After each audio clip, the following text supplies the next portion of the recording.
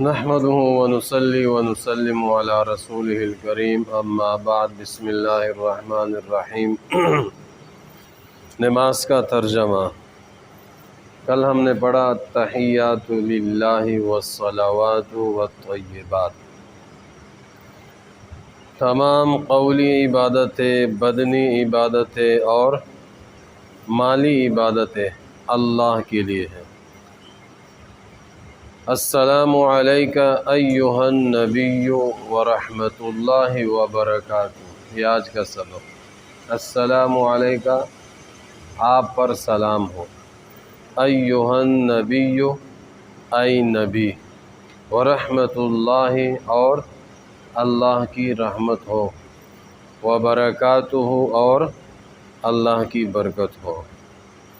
پہلے اللہ کی عبادت، اب اللہ کی عبادت اور توحید کے بعد نبی کا تذکرہ اور ذکر ہے، سلام ہے، اور نبی پر اللہ کی رحمت اور برکت۔ نماز کی سنت ہے۔ کل بتایا تھا کہ اشہد ان لا الہ پر انگلی اٹھانی شہادت والی، الا اللہ پہ رکھنی، اس طرح گول دائرہ بنا کے۔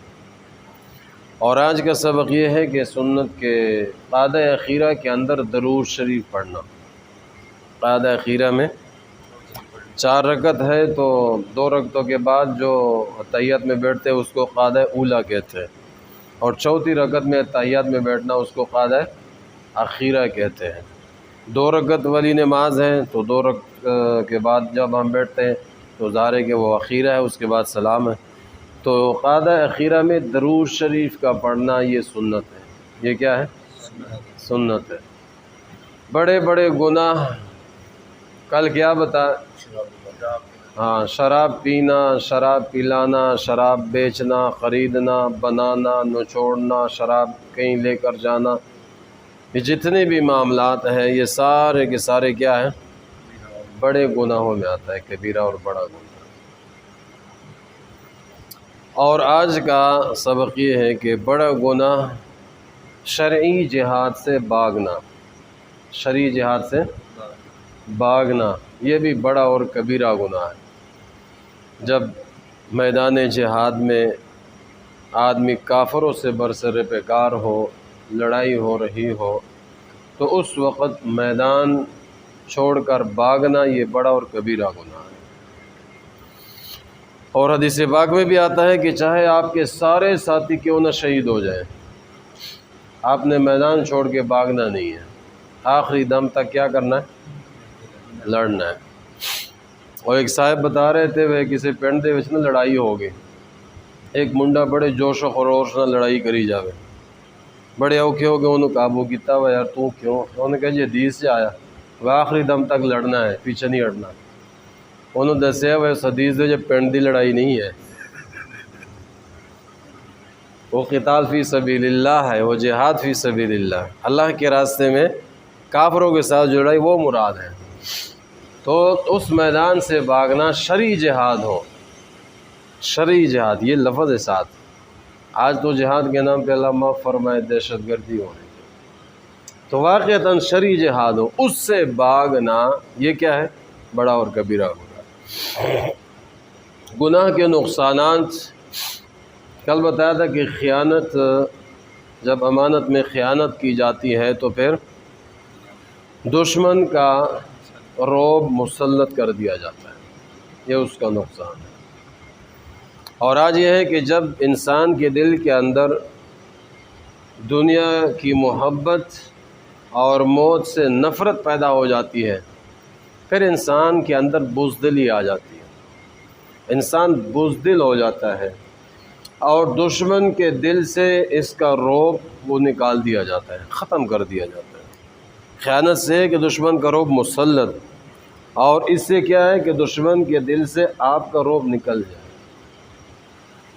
آپ صلی اللہ علیہ وسلم نے ارشاد فرمایا حضرات صحابہ رضی اللہ عنہم سے کہ ایک وقت آئے گا کہ کافر لوگ مسلمانوں پر اس طرح ٹوٹ پڑیں گے جس طرح بھوکے کھانے کے اوپر، دسترخوان کے اوپر ٹوٹ پڑتے ہیں، اس طرح مسلمانوں پہ حملہ آور ہو جائیں گے چاروں طرف سے۔ تو حضرات صحابہ رضی اللہ عنہم نے عرض کیا اللہ کے رسول کیا اس وقت مسلمانوں کی تعداد کم ہو جائے گی؟ اللہ کے نبی نے فرمایا نہیں، تعداد زیادہ ہوگی۔ پھر صحابہ نے پوچھا کیا وجہ ہوگی؟ آپ صلی اللہ علیہ وسلم نے ارشاد فرمایا کہ مسلمانوں کے اندر وہن کی بیماری پیدا ہو جائے گی۔ کون سی؟ صحابہ رضی اللہ عنہ نے پوچھا اللہ کے رسول وہن کی بیماری کیا ہے؟ آپ صلی اللہ علیہ وسلم نے ارشاد فرمایا حب الدنیا کراہیت الموت، دنیا سے محبت اور موت سے نفرت، یہ وہن کی بیماری ہے۔ جب یہ چیز تمہارے اندر پیدا ہو جائے گی تو پھر دشمن کافر تمہارے اوپر اس طرح ٹوٹ پڑیں گے جس طرح بھوکے کھانے کے اوپر دسترخوان کے اوپر ٹوٹ پڑتے ہیں، تمہاری حالت اس طرح ہو جائے گی۔ آج دیکھو چاروں طرف سے کفار ہمارے اوپر کیا ہے؟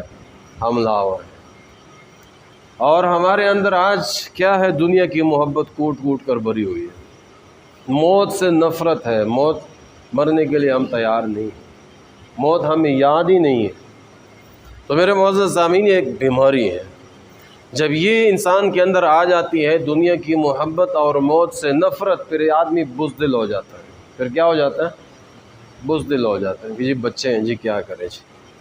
ایک اعمال ہے کہ اللہ رب العالمین جنت میں اللہ رب العالمین ان کو ان صورتوں کی شکل میں اللہ بندوں کو عطا فرمائیں گے۔ سبحان اللہ، الحمدللہ، اس سے جنت کے اندر درخت لگتے ہیں۔ سورہ اخلاص سے محل جنت کے اندر کیا ہوتے ہیں؟ لگتے ہیں۔ اور آج کا سبق یہ کہ جو آدمی اللہ کی راہ میں خرچ کرتا ہے، صدقہ خیرات کرتا ہے، تو اس کے بدلے میں اس کو جنت کے اندر جنت کا چشمہ ملے گا۔ کیا ملے گا؟ چشمہ ملے گا، جنت کا چشمہ، وہاں چشمے ہو تو جتنا صدقہ خیرات زیادہ ہوگا اتنے چشمے ملے گا۔ آج ہم جاتے ہیں نا کہیں پہاڑوں میں جہاں صاف ستھرا چشمہ ہو، وہ تو بڑا مزہ آتا ہے، دل کرتا ہے دیکھتے رہے، پانی پینے کو دل کرتا ہے۔ تو جنتی چشمہ جس کو مل جائے وہ کیسے ملے گا؟ صدقہ خیرات کرنے سے۔ اللہ تعالی مجھے اور آپ کو عمل کی توفیق نصیب۔ الحمدللہ رب العالمین والعاقبۃ للمتقین والصلاة والسلام علی سید الانبیاء والمرسلین۔ اللہم صل علی محمد النبی الامی وعلی آلہ وسلم تسلیما۔ اللہم اعنا علی ذکرک وشکرک وحسن عبادتک۔ اللہم انا نجعلک فی نحورہم ونعوذ بک من شرورہم۔ اللہم انا نسألک رضاک والجنہ ونعوذ بک من سخطک والنار۔ وصلی اللہ علی النبی الکریم وعلی آلہ وصحبہ اجمعین۔